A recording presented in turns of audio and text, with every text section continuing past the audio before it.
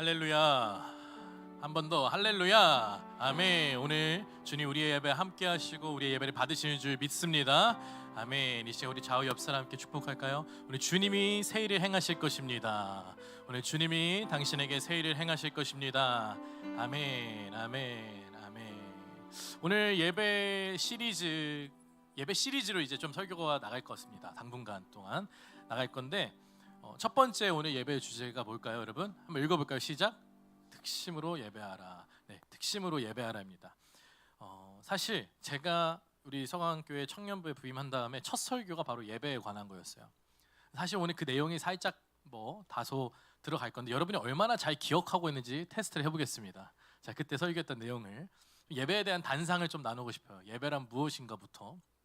제가 그때 예배란 무엇인가 하면서 예배란 이런 것이다 종종 말을 했던 것 같아요. 설교 시간에 했는데 혹시 기억나는 분 있을까? 예배란 무엇인가 했을 때 딱 그 한 문장으로 말을 했던 것 같은데 뭘까요? 예배란 뭐라고 생각하시죠? 네, 넘어가겠습니다. 띄워주실까요? 예배란 살아계신 하나님과의 만남이 이루어지는 장이다라는 거예요.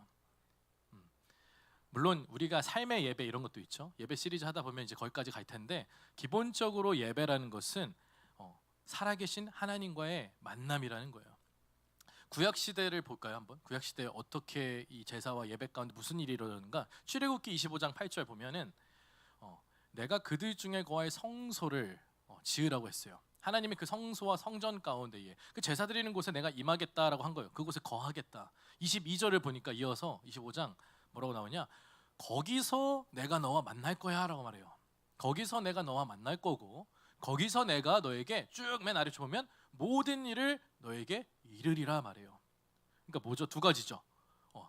예배드리는 그 성전에서 하나님이 거기서 내가 너와 만날 것이고 거기서 뭐예요? 모든 일을 너에게 이르리라. 만나고 이른다고 하셨어요. 그러니까 예배의 자리에서 만나고 이르신다. 그러니까 이 무슨 일이 일어나는 겁니까? 그렇죠. 만남이 이루어지는 거죠. 창조주 하나님과 한없이 낮은 피조물이 인간 사이에서 유일하게 만날 수 있는 매개체가 지금 뭐예요? 예배라는 거예요. 예배 가운데에 거하시고 만나시고 이르신다. 아멘. 예배를 통해 하나님이 자신을 계시하신다라는 겁니다.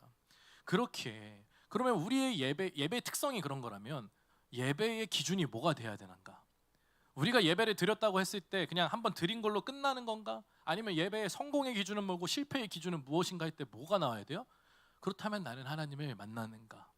내가 오늘 예배 가운데 하나님을 경험했는가가 기준이 돼야 된다는 거예요. 왜? 하나님이 예배 가운데 그렇게 하신다고 약속하셨으니까.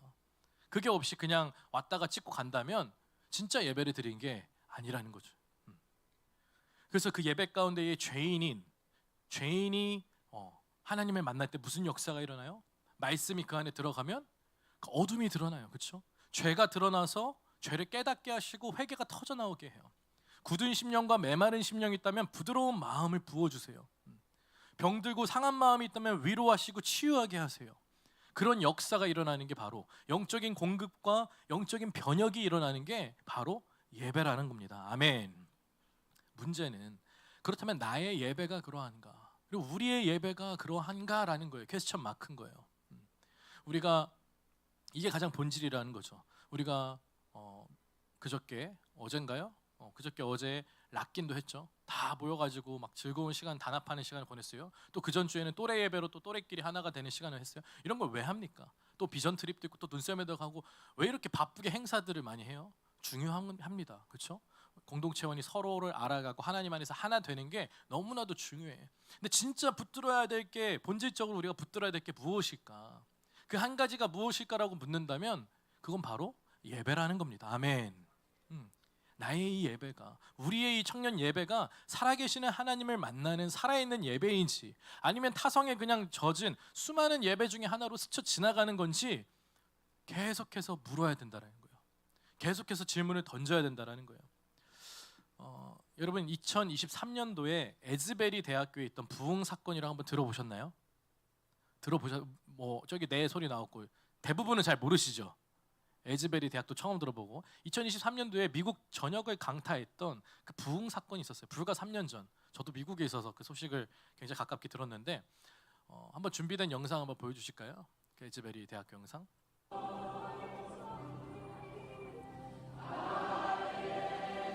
이게 자발적으로 만들어진 모임이었어요. 채플이 마치고, 네, 잠시만 멈춰주세요. 그대로 띄워주시고, 네, 어느 날과 다름없는 수요일 채플이었습니다. 우리 대학교 가면 다 채플 있잖아요. 근데 채플이 마치고 그날 뭐 스피치가 설교자가 강력한 것도 아니었어요. 하나님의 사랑에 대해 설교하고 하나님의 사랑에 대해 알고 싶고 아직 경험해보지 못한 사람은 이 자리에 떠나지 말고 기도하십시오라고 했어요. 저도 설교를 찾아보니까 엄청 스피치가 강력한 것도 아니었거든요. 그러고 내려갔는데 그 말씀에 순종한 몇몇의 학생들이, 열댓 명의 학생들이 그 자리를 떠나지 않고 기도하기 시작했어요. 그 자리에서 밥 먹을 시간이 지나고 수업을 가야 될 시간이 지났는데도 떠나지 않고 그 자리에서 계속 기도를 했어요. 그러니까 애들이 야 얘네 왜 안 와 하고 왔다가 같이 또 기도하기 시작하는 거예요. 그게 수십 명이 되더니 100명이 넘어가더니 수백 명이 되더니 채플을 꽉 채우기 시작했어요. 그 대학교 전체가 학생들이 예배드리기 위해서 그곳에 하나님의 임재가 임한다라는 소문이 들리니까 그곳 가운데 영광을 보고 병든 자가 치유되고 방언이 터져 나오고 기적이 일어나면서 막 소문이 몰리면 사람들이 수천 명, 수만 명이 몰리기 시작했어요. 미국 전역에 그게 화제가 되기 시작했어요. 그래서 생방송 뉴스까지 타게 됐어요. 지금 이곳 가운데 막 부흥이 일어나고 있습니다 하면서 미국 전역에서 이곳에 이 작은 채플로 들어가려고 수천 수만의 사람이 모이기 시작한 거예요. 다시 한번 들어주세요. 그래서 지금 한 몇십 초짜리 장면 중에 하나예요. 이 찬양과 기도와 이 모임이 얼마나 오래 지속되느냐? 2주 이상, 16일인가 18일인가 계속 지속이 되니까 대학교가 운영이 안 되는 거, 학교도 휴교를 내렸어. 그렇게 됐습니다. 무엇이 그들로 하여금 이런 부흥이 일어나게 됐을까? 무엇이 그들로 하여금 기름 부음이 있게 했을까? 이런 예배가 어떻게 했으면 가능했을까라는 질문이 있습니다. 두 번째로는 여러분 옛날에 80년대, 90년대 그리고 2000년대까지 온누리교회에서 진행하던 경배와 찬양이라는, 요즘에는 뭐 마커스 어노인팅이잖아요. 근데 우리의 부모님 세대 때는 경배와 찬양이라는 모교 모임 집회가 있었어요. 그 찬양 한번 보여주실까요? 제가 영상 준비한 거. 한 중간에 아무거나 눌러봐 주세요. 중간. 네. 다 여러분 나이대예요. 저희 어머니 아버지 세대. 20대, 30대, 10대의 청년들이에요. 근데 모교회마다 꽉꽉 모여가지고 이렇게 찬양을 드렸어요.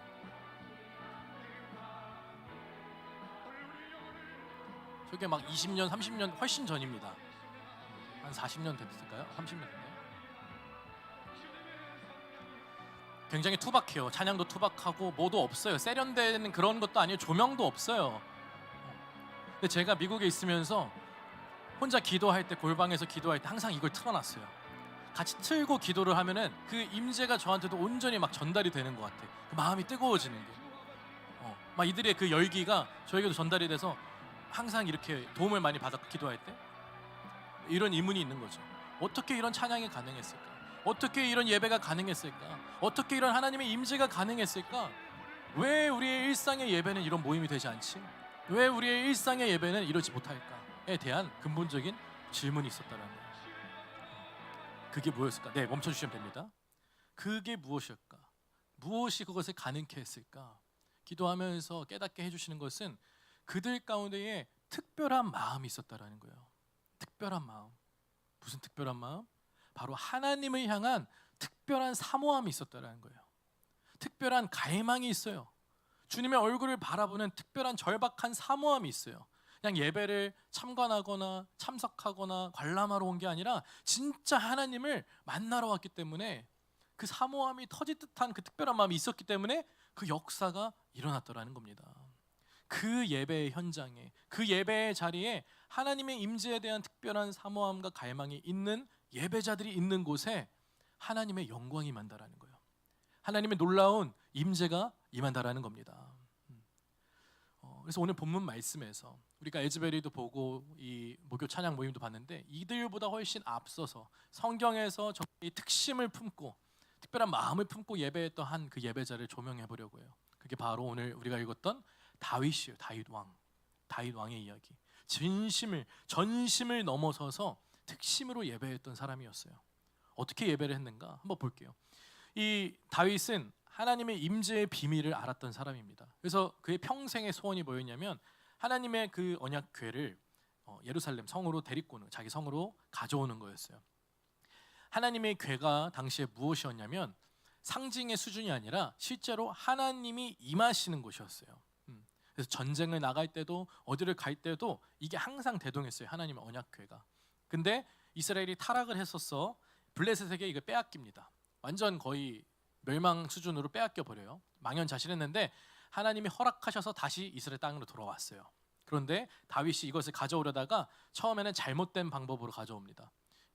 그 블레셋이 그 궤를 옮길 때 수레로 옮겼거든요. 수레로 옮겨가지고 잘못된 방법이었어요. 이게 하나님의 궤는 그 제사장이 어깨에 메고 제사장들이 직접 운반했어야 됐어요. 근데 똑같이 이방인들처럼 수레로 옮겼다가 화를 입게 됩니다. 그래서 옮기는 과정 중에 소동이 생기고 웃사라는 사람이 죽게 되는 그 비극이 있었습니다. 그래서 이번에는 다윗이 뼈저리게 깨달은 거죠. 아, 이런 방식으로, 이방인의 방식으로 하는 것이 아니라 하나님의 방식으로 해야 되는구나. 하나님의 방식으로 전인격적으로 우리가 이거를 하나님의 임재를 모시고 가야 되는구나 깨달은 거예요. 다 방법을 완전히 바꿉니다. 13절에 그게 나와 있어요. 그 내용이. 13절을 함께 읽겠습니다. 우리 한 목소리로 시작.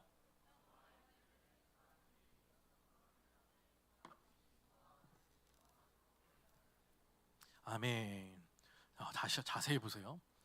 6걸음을 갔거든요. 이제 딱 하고 6걸음을 갔는데 거기서 뭐예요? 소와 살찐 송아지로 제사를 드렸대. 이 원어를 살펴보니까 6걸음 가고 한번 제사 드리고 끝난 게 아니라 6걸음마다인 거예요. 6걸음마다 살찐 송아지를 잡고 제사를 드렸어. 그리고 또 6걸음에 가요. 또 거기서 제사를 드려요. 야, 이게 말이 될까요? 거리가 얼마나인데? 이 오베데돔 집에서 옮겼는데 이 궤를 예루살렘까지 거리가 대략 12km에서 15km라고 합니다. 가려면 그냥 쭉 가더라도 진짜 6시간 이상의 거리가 걸리는 거리예요.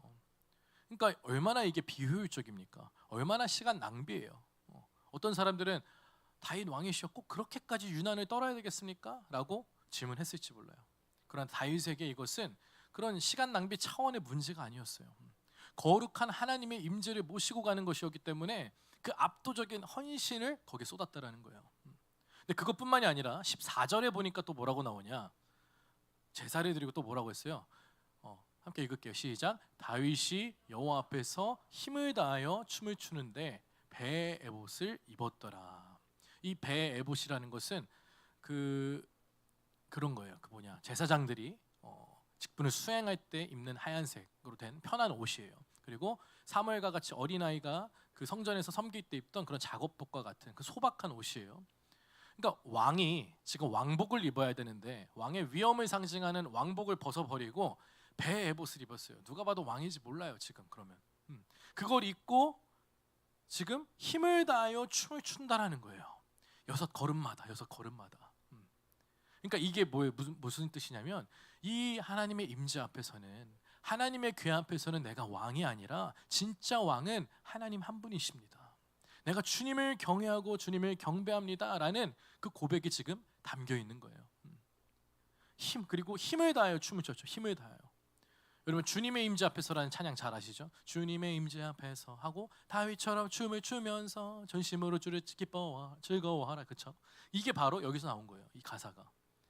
그러니까 지금 15절에 한번 또 볼까요? 그 다음 이어서 15절에 보니까 다윗과 온 이스라엘이 즐거이 환호하며 나팔을 불고 여호와의 궤를 메어오니라. 이 전체적인 행렬이 그려지세요. 대략 12km에서 15km 되는 거리인데 6걸음마다 살찐 소를 잡아서 제사를 드리고 기뻐 춤추며, 그리고 또 뭐예요? 즐거이 노래 부르며 나팔 불며 거의 지금 기쁨의 생명의 축제를 하면서 오는 거예요. 근데 이게 시간이 금방 끝나는 게 아니죠. 6걸음마다 보니까 얼마나 걸리겠어요. 제가 계산을 해보니까 대략 6걸음씩 그걸 하면 3,000번이 반복이 돼야 돼요. 3,000번 이상이. 시간으로만 따지면 거의 뭐죠? 제가 찾아봤었는데 아무리 뭐 제사를 10분으로 단위로 끊는다고 하더라도 이거는 쉬지 않고 가도 꼬박 23일이고 최소한의 잠자고 밥 먹으면서 가면 2달이 걸리는 거리라는 거예요. 대장정인 거예요. 하나님의 임재와 함께 지금 동행하는 이 기간이 기뻐 즐거워하며 가는 게 대장정이에요. 얼마나 세상의 시선으로 보면 이게 어리석을까요? 얼마나 다윗은 지금 진지하고 기뻐서 즐거워서 하고 있는데 세상의 시선으로 보면 이게 얼마나 낭비일까요? 얼마나 많은 소를 잡아야 돼요? 얼마나 많은 거리를 걸어야 돼요? 시간이 필요해요. 근데 다윗은 지금 그냥 걷는 게 아니라 자기의 모든 물질과 재산과 시간과 모든 걸 들여서 지금 에너지를 들여서 주님께 쏟아붓고 있는 거예요. 이것을 어떤 말로 표현할 수 있을까? 그냥 전심으로라는 말도 부족한 것 같아. 온 마음과 온 뜻도 부족한 거고 그것을 넘어서선 특심이라는 거예요. 제가 그 원효경 목사님이라는 분이 그 쓴 책을 읽다가 이 단어가 탁 와닿더라고요. 아, 특심이라는 단어. 특별한 마음이란 뜻이잖아요. 아, 전심을 넘어서서 특심이 있었구나 다윗에게. 우리는 주님을 위해서 내 시간과 내 조금 뭐 쓰려고 하면 아까워해요. 계산해요, 재요. 근데 다윗은 지금 어땠다는 거예요? 진짜 세상 걸로 보면 바보 등신같이 했었어요. 누가 보면 미친 짓이라고 했어요. 심지어 다윗의 아내 왕비인 미갈조차도 이해를 못했어요. 그래서 업신여깁니다. 다윗을. 왕이 지금 채통을 안 지키고 도대체 무슨 짓을 하는 겁니까? 계집종들, 시녀들 앞에서 몸이 드러날 정도로 그렇게 춤추고 민망하게 하면 뭐 하는 거냐고 이렇게 타박을 줬단 말이에요. 맞는 말이죠. 그 왕의 채통을 안 지켰잖아요. 비난과 조롱의 일리가 있어 보여. 근데 다윗이 뭐라고 대답을 하는가? 21절과 22절에 그 대답이 나옵니다. 뭐라고 하느냐? 미갈에게 이르되 이는 여호와 앞에서 한 것이니라. 그렇게 말해요. 그래서 내가 여호와 앞에서 뛰놀리라. 내가 더 낮아져서 스스로 천하게 보일지라도 라고 말을 해요. 내가 여호와 앞에서 뛰놀리라. 지금 뭐라고 말하는 거죠 다윗이? 내가 6걸음마다 살찐 소를 잡고 제사를 드리고 베옷을 입고 힘을 다해 춤추고 나팔과 즐거이 노래를 부르고 뛰는 게 다 뭐라는 거예요? 여호와 앞에서 한 것이라는 거예요. 말씀 한번 띄워주시겠어요? 이게 여호와 앞에서 한 것이다. 여러분 상식적으로 생각해 보세요. 왜 그런 비효율적인 짓을 했겠습니까? 왜 그런 부끄러움과 수근거림을 당할 짓을 했겠어요? 그 이유가 뭐예요? 사람에게 잘 보이려고 한 게 아니에요. 내가 뭐 복받기 위해서 한 게 아니에요. 내 감정에 취해서 한 게 아니에요. 대답은 딱 하나였어요. 뭐예요? 여호와 앞에서 한 것이니라. 다윗이 지금 이 여호와의 언약궤를 나르고 있을 때 심정이 어땠을까? 그 마음이 어땠을까? 이전에는 이방인의 방식대로 했다가 실패했어요. 하나님의 진노를 샀어요. 근데 이제는 하나님의 말씀대로 순종해서 언약궤를 메고 가니까 아무 일도 일어나지 않아. 이 말은 반대로 지금 무슨 말을 하냐면 하나님이 허락하셨다라는 거예요. 아멘. 하나님이 용납하고 계신다는 거예요. 하나님이 함께하고 계시다. 하나님이 우리와 함께 하시고 하나님의 임재가 지금 우리 가운데 거하고 있다라는 강력한 증거였어요. 그러니까 다윗이 기뻐 뛰는 거예요. 하나님의 임재가 지금 우리와 함께 하는구나. 시간이 문제입니까? 거리가 문제입니까? 물질이 문제입니까? 다 쏟아내는 거예요. 여러분 하나님의 임재가 강하게 부어질 때에 나타나는 특징이 뭔지 아세요? 하나님의 임재가 부어질 때에 아마 많은 분들이 경험을 했을 거예요. 뭐냐면 죄인이 자기가 죄인인 것을 깨닫게 돼. 하나님의 임재 가운데. 내가 세상에서 살면서 죄가 죄인지 모르고 살아가다가 아무런 마음도 없고 살아가다가 어느 순간 여러분 예배 드리는데 마음에 막 내 죄가 깨달아지는 시점이 있잖아요. 내가 죄인이구나 하고 회개기도와 통회와 자복이 일어날 때가 있잖아요. 그때가 하나님의 임재가 임하는 순간인 거예요. 여러분 세상에서 살면서 그런 경험이 있겠어요? 내 일상 가운데 그런 게 있겠어요? 근데 그게 언제 일어나요? 예배 가운데. 하나님의 임재가 부어질 때에 죄인이 자기의 죄를 자각하게 돼요. 베드로가 예수님을 다시 만났을 때 어떻게 했어요? 나는 죄인이로이다. 주여 나를 떠나소서라고 했어요.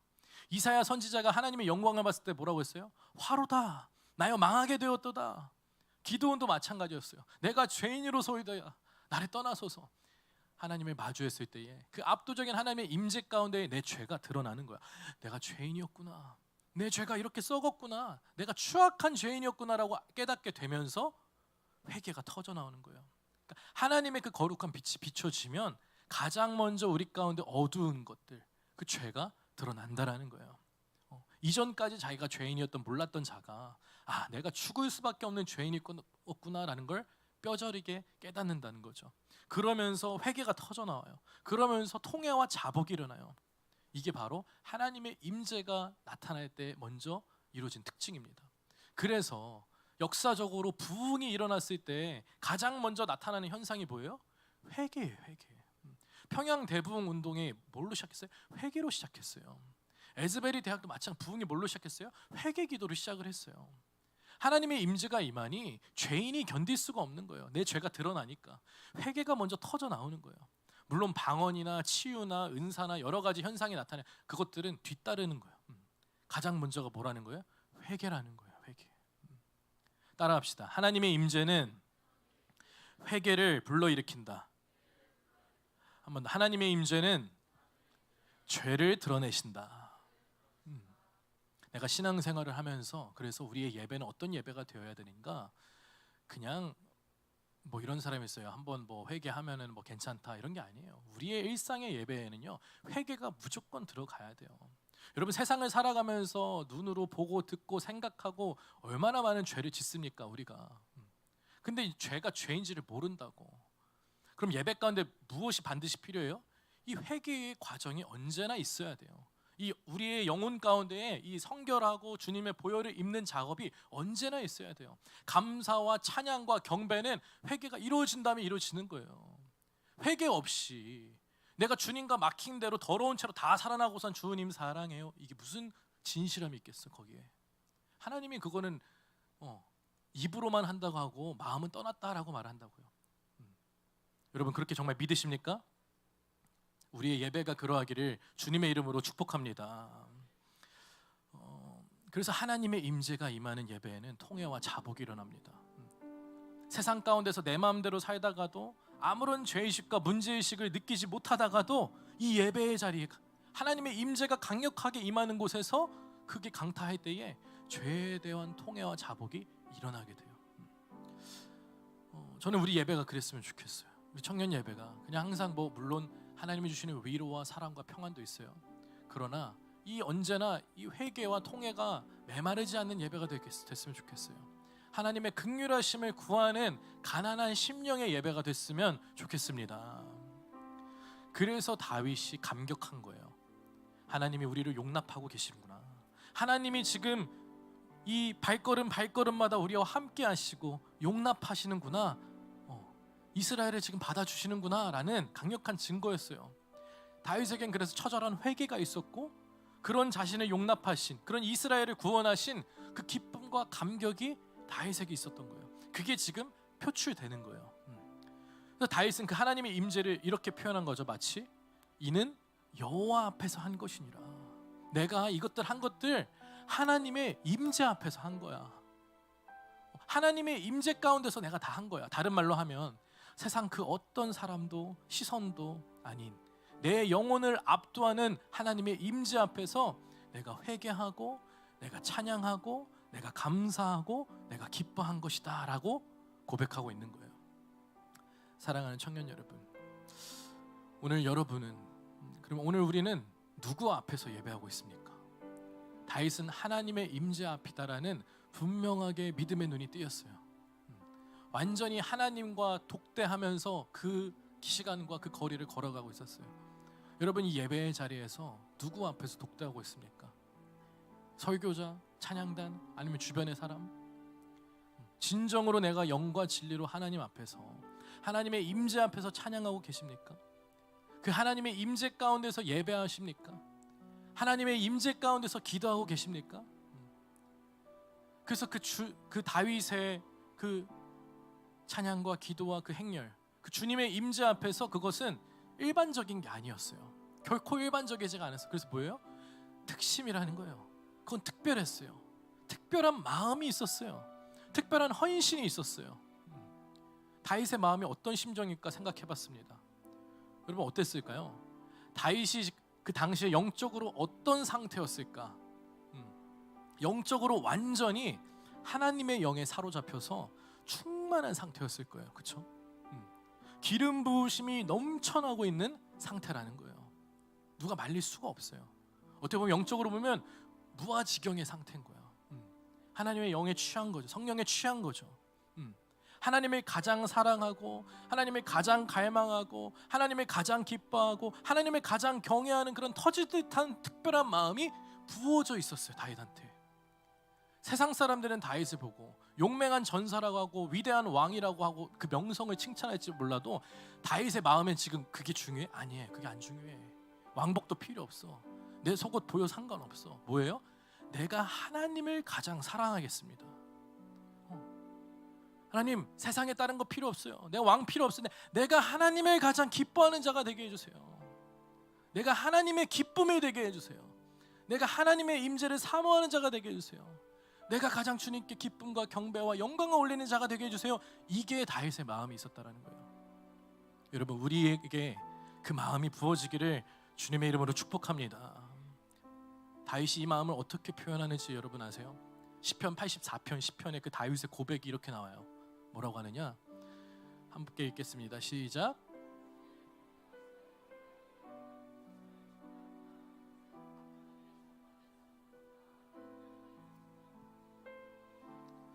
아멘.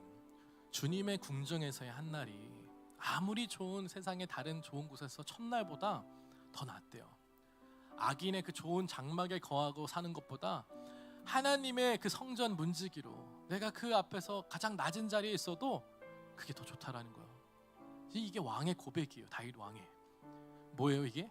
주님, 저 세상 다른 것 다 경험해보겠지만 사람, 물질, 다른 어떤 것 다 필요 없습니다. 주님, 다 부질없습니다.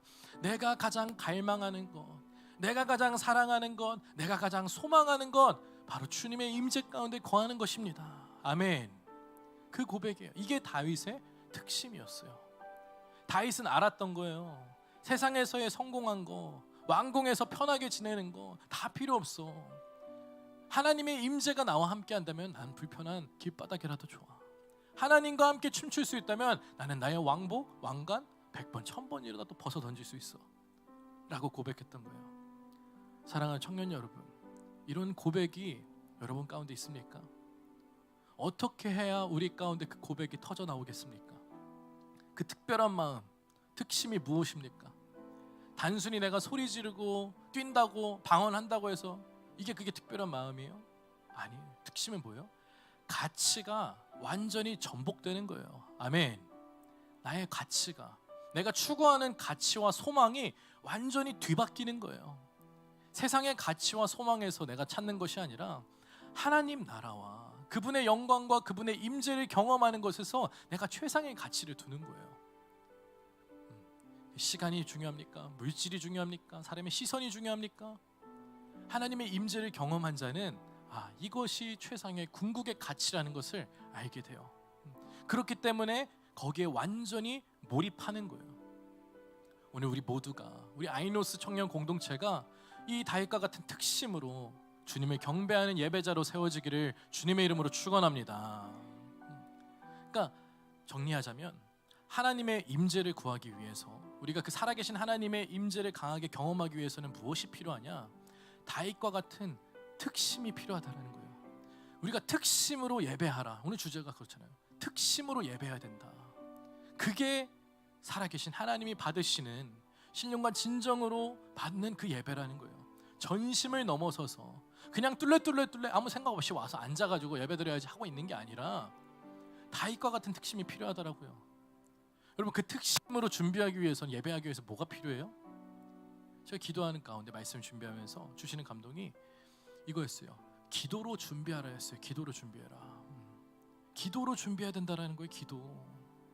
여러분, 평양 대부흥운동에 그게 처음 전신이었던 원산 부흥운동이 있었거든요. 그게 그 부흥운동이 어디서 시작했는지 알아요? 기도 모임에서 시작됐어요. 기도 모임에서. 기도의 씨앗이 뿌려지고 기도의 임계점이 넘어서니까 하나님이 부흥을 주시는 거예요. 모교 모임도 마찬가지고 에즈베리 부흥 사건도 마찬가지였어요. 기도로 시작했다고. 몇몇의 사람이 머물러 있는 그 기도의 자리 가운데에 기름 부음이 부어지기 시작했어요.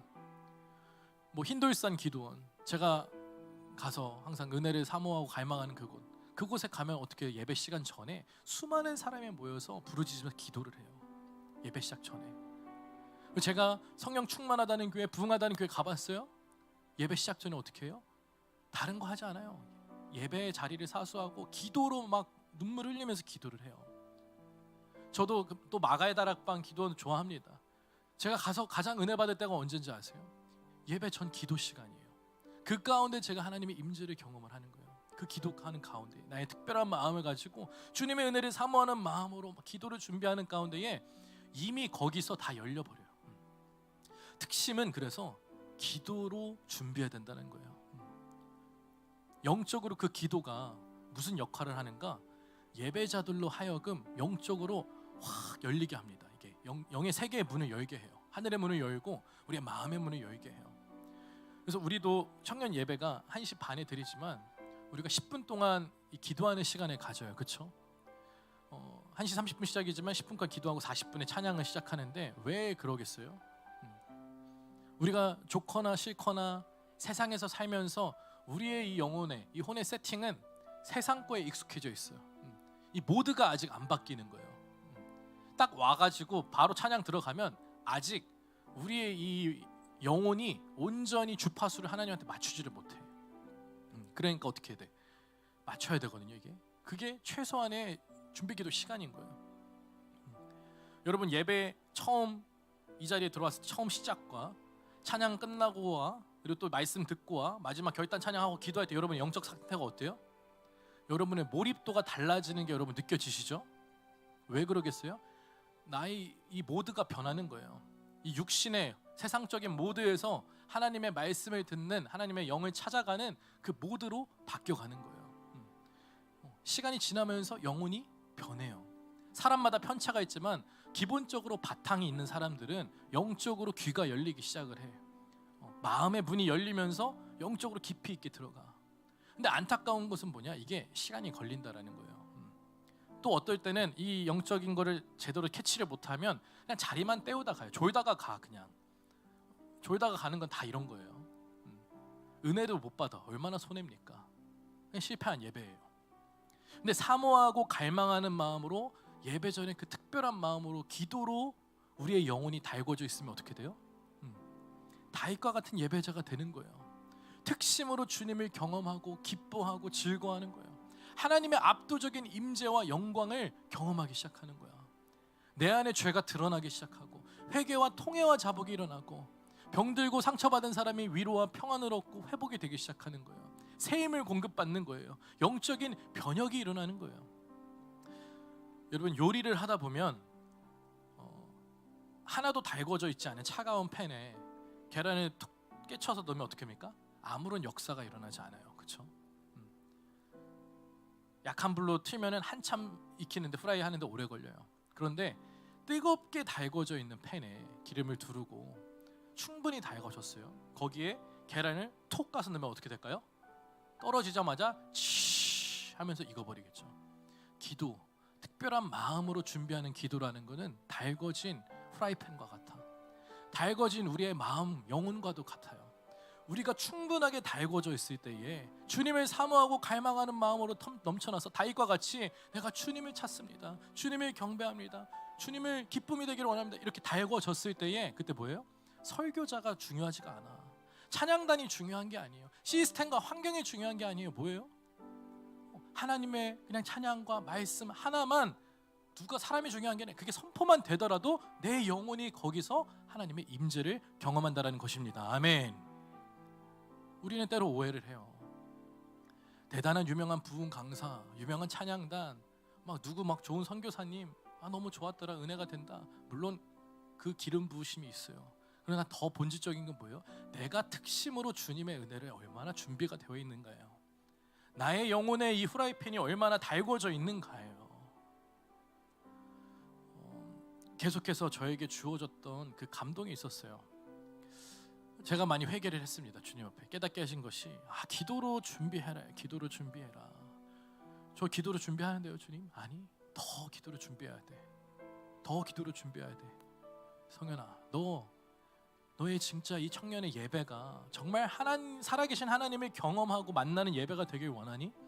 네, 주님. 그럼요. 너 정말 이 예배를 통해서 영혼들이 살아나기를 원하니? 그럼요, 주님. 제 마음 아시잖아요. 너 정말 이 예배에서 하나님의 압도적인 임재와 영광과 영혼들이 변혁이 일어나는 것을 목격하기 원하니? 당연하죠, 주님. 그럼 기도의 씨앗을 뿌려라. 기도의 씨앗을 뿌려라.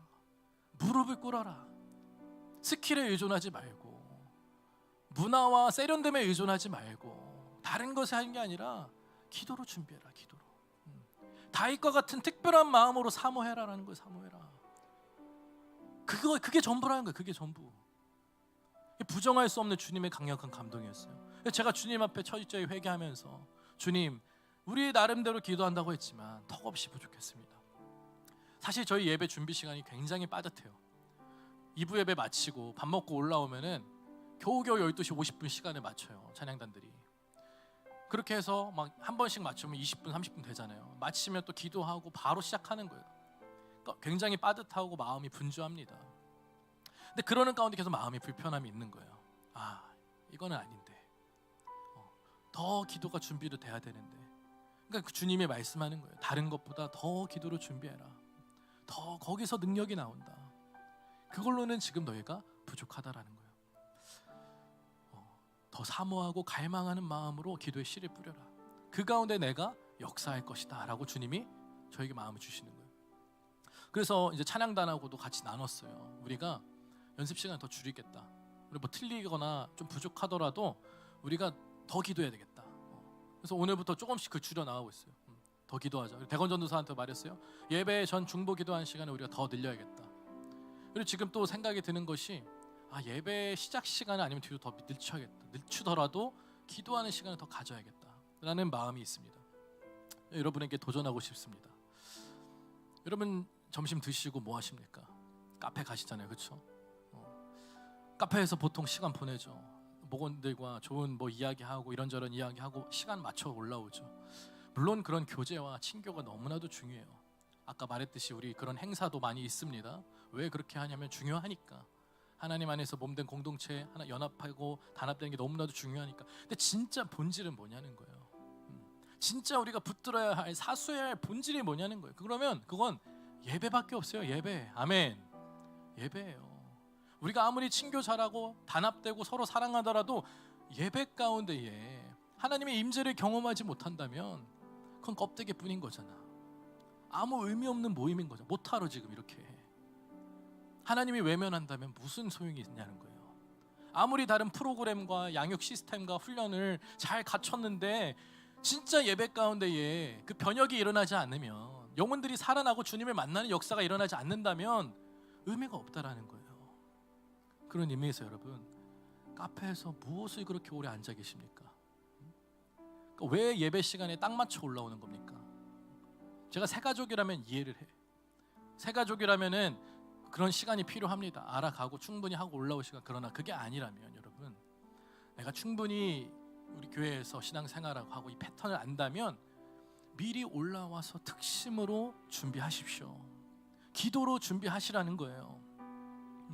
수다랑 친교는요, 예배 마치고 목장 모임에서도 얼마든지 할 수 있어요. 그렇죠? 나눔한 다음에. 그러나 예배 전 준비 기도 시간, 이 골든 타임은 이때밖에 없어요. 예배로 사모함으로 그 특심으로 기다렸다가 이곳 가운데에 중보하는 예배자들이 함께 기도하고 들어왔을 때에 그 기도의 성령의 물결이 이곳 가운데 가득하기를 주님의 이름으로 축원합니다. 이 예배의 장소가 저는 그 특심으로 달궈져 있기를 소망해요. 그래서 제가 좀 한 가지 발표할 거는, 마음의 감동이 왔던 거는, 우리가 예배 중보 기도팀을 결성해야겠다. 뭐 다른 것도 필요하지만 예배 중보 기도팀은 딱 이 예배만을 위해 기도하는 팀이야. 다른 건 필요 없어. 이 예배를 위해, 우리 뭐 찬양을 위해, 말씀을 위해, 기도회를 위해, 모든 스태프들과 여기에 오는 회중들을 위하여서 이 예배를 위해 놓고 기도하는 중보팀을 만들려고 합니다. 마음에 감동이 오시는 분들은 저희가 주일날 당일 이곳에서 예배를 할 거예요. 기도를 할 거예요. 1시 정도부터는 해야 될 것 같아요. 1시나 1시 10분 사이, 1시 10분까지 여러분 일단은 한번 시작을 해보려고 합니다.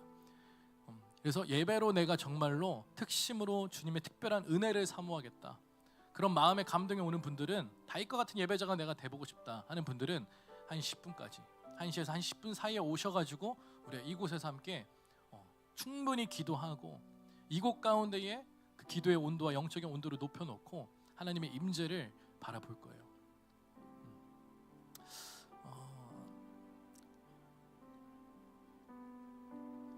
이 특심이라는 것은 성경을 좀 보니까 하나님이 어떤 예배를 찾으시냐, 영과 진리로 예배하는 자를 찾는데요. 신령과 진정으로 예배하는 자. 이게 특심이구나. 특별한 마음으로 주님을 사모하고 갈망하는 게 바로 이 영과 진리로 예배하는 거구나. 요한복음 4장 23절 24절 말씀입니다. 요한복음 4장 23절 24절 말씀에 한 목소리 우리 읽어볼까요? 23절부터 시작.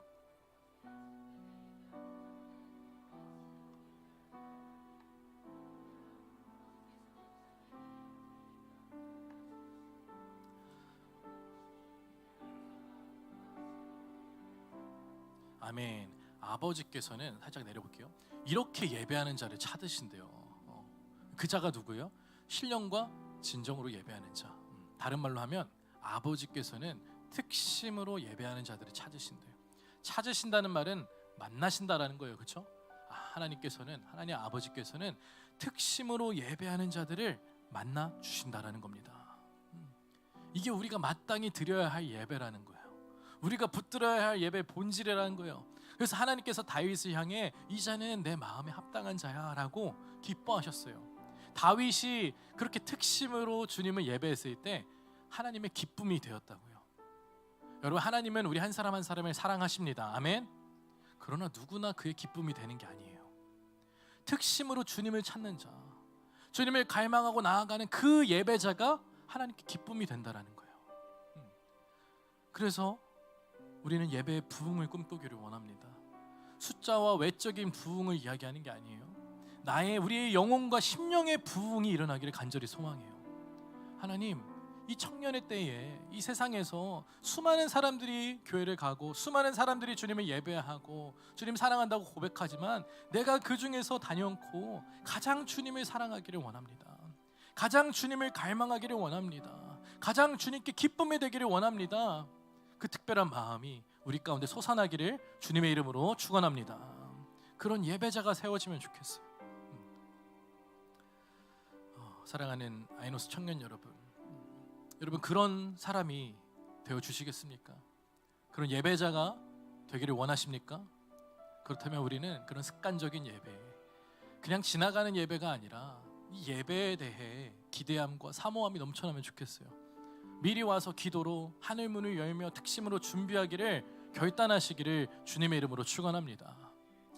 이 시간 우리 함께 찬양하고 또 기도해서 또 계속 결단하며 기도하기를 원하는데요. 먼저 주님을 예배하는 것이라는 찬양이에요. 이 찬양을 할 때에 이 가사를 깊이 묵상하면서 고백했으면 좋겠어요. 주님, 우리가 주님의 임재를 사모합니다. 지금 이 자리 가운데에 빛으로 오셔서 나의 어둠을 밝히시고 나의 믿음의 눈을 들어 주님을 바라보게 하여 주옵소서. 빛으로 임하신 주, 빛으로 임하신 주, 나의 어둠을 밝히시네. 내 안에 연약함 모두 씻어주시고 나를 귀히 여기사 안으시네. 내 삶에 임하신 주, 내 삶에 임하신 주, 모든 두려움 덮으시네. 주 나의 모든 것 주님만 의지하리. 눈을 들어 주님만 바라보리. 주님을 예배하는 것, 주님을 기뻐하는 것, 나의 마음과 뜻 다해 주님 더 알기 원하네. 주님을 사랑하는 것, 주님을 갈망하는 것, 나의 유일한. 이제 그런 마음이 있으신 분들은 자리에서 함께 일어나셔서 고백합시다. 빛으로 임하신 주, 빛으로 임하신 나의 어둠을 밝히소서. 나의 어둠을 비추시. 이 시간 주님이 우리 가운데 임하십니다. 내 안에 연약함 모두 씻어주시고 나를 귀히 여기사 바르시. 주님 우리 가운데 임하여 주소서. 내 삶에 임하신 주, 모든 두려움 덮으시네. 아멘. 주 나의 모든 것 주님만, 눈을 들어 주님만 바라보리. 눈을 들어 주님만 바라보리. 주님을 예배하는 것, 주님을 기뻐하는 것, 나의 마음과 뜻 다해 주님 더 알기 원하네. 주님을 사랑하는 것, 주님을 갈망하는 것, 나의 유일한 소망이라.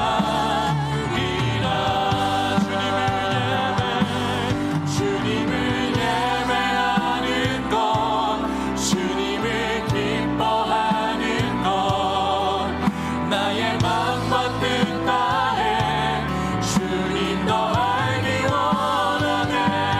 주님을 사랑하는 것, 주님을 갈망하는 것, 나의 유일한 한 번 더 고백합니다.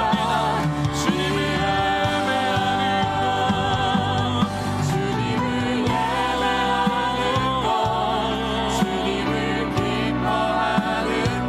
기뻐하는 것, 나의 마음과 뜻 다해 주님 더 알기 원하네. 주님을 사랑하는 것, 주님을 갈망하는 것, 나의 유일한 소망이야. 사랑하는 라이노스 청년 여러분, 우리가 방금 부르고 고백했습니다. 주님을 예배하는 것, 주님을 기뻐하는 것, 나의 마음과 뜻 다해 주님도 알기 원합니다. 주님을 사랑하길 원합니다. 주님을 갈망하길 원합니다. 그게 나의 유일한 소망입니다. 주님, 여러분, 그런데 정말 그렇습니까? 정말 주님이 여러분이 최고의 기쁨이십니까? 정말 여러분이 마음과 뜻 다해 주님을 알길 원하고 주님을 갈망하기를 원하냐는 거예요. 달과 같이 세상의 시선과 물질과 다른 것을 내려놓고 내가 악인의 장막에서 거하는 것보다, 궁전에서 거하는 것보다 주님의 문지기로 사는 것이 더 좋습니다. 내가 주님만을 더 사랑합니다. 여러분, 그 갈망이 여러분 가운데 있습니까? 이 시간 간절히 원하는 것은 우리 마음 가운데 주님, 내가 주님 없이는 한 걸음도 갈 수 없습니다. 세상의 첫날보다 주님과의 하루가 더 좋습니다. 이 고백이 터져나오기를 원합니다. 이 시간 하나님의 임재를 구합니다. 주님, 먼저는 내 안에 식어버린 마음을 회개하게 하여 주옵소서. 내 안에 죄가 드러나게 하여 주시옵소서. 주님께 시선을 돌리지 않고 세상 가운데 살아갔던 이 마음을, 주님, 썩어버린 마음을 통회하고 자복하오니 주님, 나에게 그 임재를 더하여 주시옵소서. 주님을 갈망하는 뜨거운 마음과 열정을 나에게 부어 주시옵소서. 오늘 돌아가지 않겠다고 간절하게 주여 삼창 부르며 답심하게 도합니다. 주여, 주여, 주여. 주님, 주여.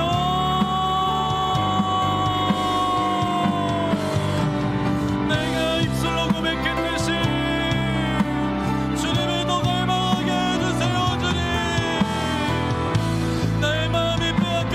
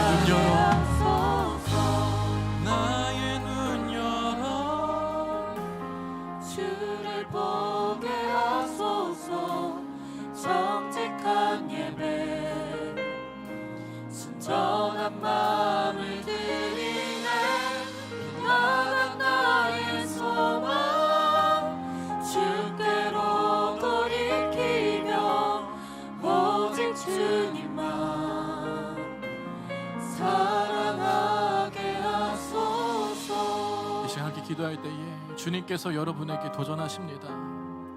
진정으로 나를 갈망하고 너의 빗나간 소망을 다시 내게로 돌이키길 원하느냐?